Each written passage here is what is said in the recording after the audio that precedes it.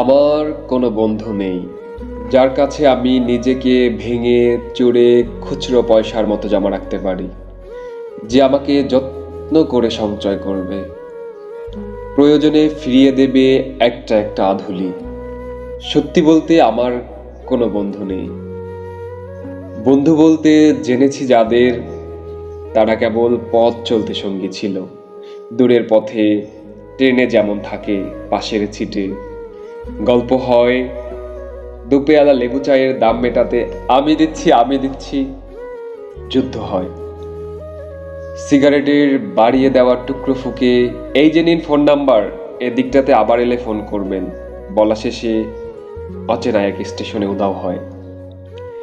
এই যে আমি পথ হাঁটছি, রোজ ঘাটছি বুকের ভেতর কষ্টক্লেদ, এই যে আমি ক্লান্ত ভীষণ, বুকের ভেতর জমছে কেবল দুঃখের মেদ। তবু আমার নিজের কোনো বৃক্ষ নেই, প্রবল দহনে আমায় আগলে রাখার মতন কোনো বন্ধু নেই।